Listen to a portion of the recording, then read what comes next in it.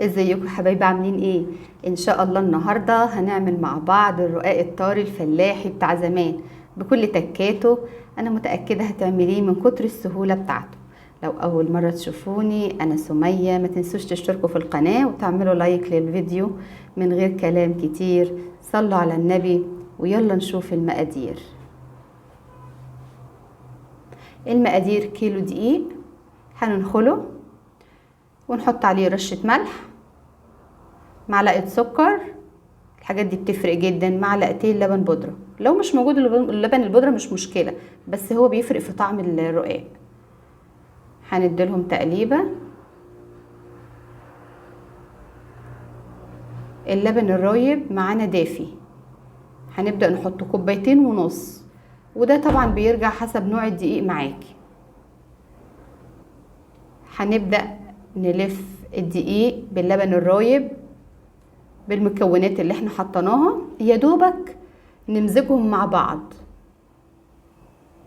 ونضيف عليهم كوباية السمنة بالزيت، يا سمنة بس او نص زيت ونص سمنة، بس هي كوباية واحدة 200 جرام.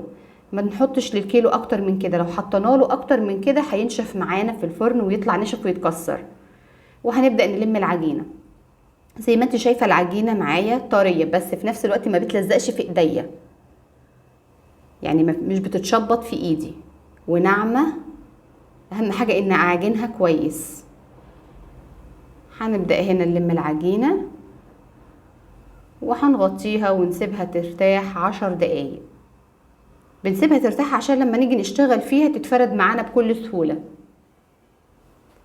هنبدأ هنا نقطعها، ندي رشة دقيق ونقطعها. اللهم صل على سيدنا محمد. الحجم اللي انت عايزاه، بس الرقاق طبعا بيكون وسط، مش بنقطعه زي العيش كبير. واحنا بنقطع العجينة باينة في ايدينا، بسم الله ما شاء الله، سلسة وجميلة جدا. قطعناهم، الكيلو عطلنا كمية بسم الله ما شاء الله. هنسيبه يرتاح برضو بعد ما قطعناه 10 دقايق، بيتفرد معانا بكل سهولة لما بنسيبه يرتاح. هو طبعا ما فيهوش خميرة، ما بيخمرش الرقاق.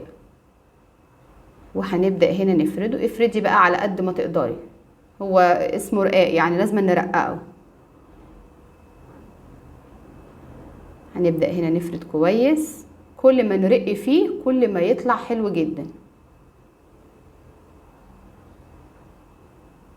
هنبدأ هنا بين كل رقاقة ورقاقة نحط قماشة، بنعمل فاصل بينهم وتخلصي الكمية كلها وتقعدي بقى تحطهم كلهم في الفرن مرة واحدة. لكن لو عندك طبلية والمكان واسع وقاعدة مفيش مشكلة، اللي بتخبزيه على طول بتحطيه. زي ما انتوا شايفين النار معانا ولا عالية ولا واطية. هيبدأ هنا يا دوبك نحمره، حاجات بسيطة، منخليهوش ينشف في الفرن، ونطلعه طري كله على بعضه كده. اللهم صل على سيدنا محمد. وزي ما انتوا شايفين جماله طري جدا، بسم الله ما شاء الله. وخدي بالك من درجة التحمير، يا دوبك زي ما انت شايفاها كده متحمرة يا دوبك كده، وطري جدا في ايدينا. تعمل سندوتشات نغمس بيه، طعمه جميل جدا، وبألف هنا وشفا.